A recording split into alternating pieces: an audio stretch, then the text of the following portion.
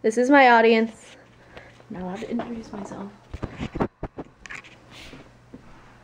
Hi, today I will be stating you that comprehensive sexual education is much more effective than abstinence-only teaching in our youth schools. First, I will explain the differences between the approaches of the sexual education in today's schools, the drawbacks of the abstinence education only, and the outcomes of the comprehensive teachings.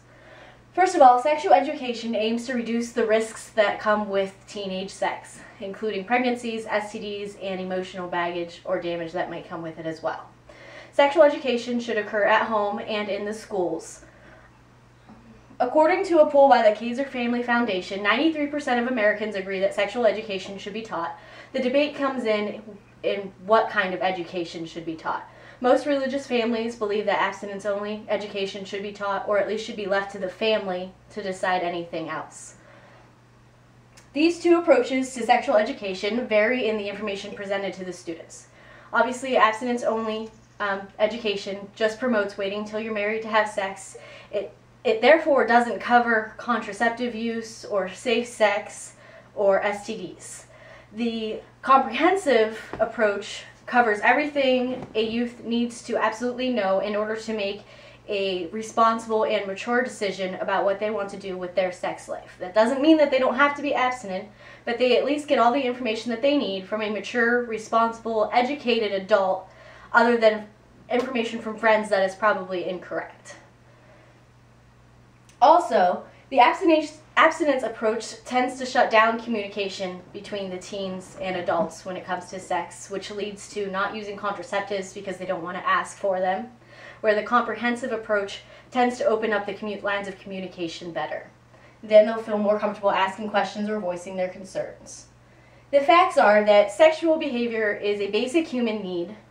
Kids are becoming sexually active at a much younger age, and abstinence only works when teens are absolutely abstinent. They don't have sex at all, which is rare.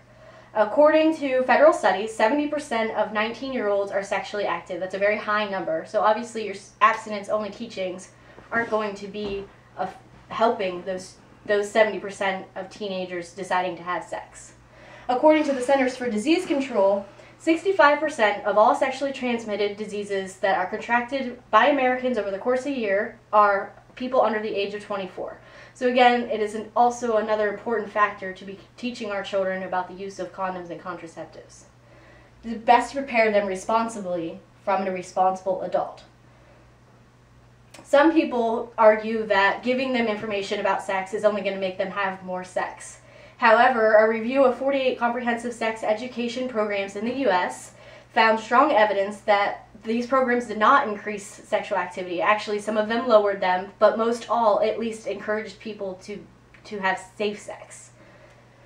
For example, the state of New Hampshire has a very good comprehensive sexual education where they cover STDs and contraception, but they have the lowest rate of teenage pregnancy in the U.S. During the Bush administration, funding for abstinence-only sexual educations in schools skyrocketed to $176 million. At the same time, we saw our first increase in teenage pregnancies in over a decade. So that goes to show you that 76% of schools that use that funding for abstinence-only teaching caused our rate of teenage pregnancy to go up. Other studies found that abstinence-only education showed zero effect of teens waiting to have sex until they were married. The only factor that really comes into play when teens wait to have sex till they're married is the religion upbringing from home. And still, that's very rare these days. Also, abstinence-only strategies actually deter, like I said, people from using contraceptives because the line of communication is not open, and that greatly increases your risk of unintended pregnancies. According to WebMD, girls that have sex unprotected are 90% likely to get pregnant within a year. It's a very high number, and it's a very high rate of pregnancy. On the other hand, teens who have had comprehensive sexual education have a 60% lower rate of teenage pregnancies. The United States youth have a very similar sexual orientation as countries such as Canada and Sweden. However, Our teenage pregnancies are twice as high, our STDs are higher, and our contraceptive use is a lot lower because those countries embrace your sexuality more, and they have an open line of communication, and they talk about comprehensive and safe sex, where we tend to go to the abstinence-only version, and it causes our teenage pregnancy rates to skyrocket.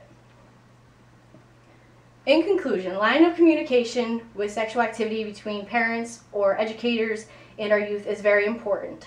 And that just goes to say that the comprehensive model for sexual education is a must.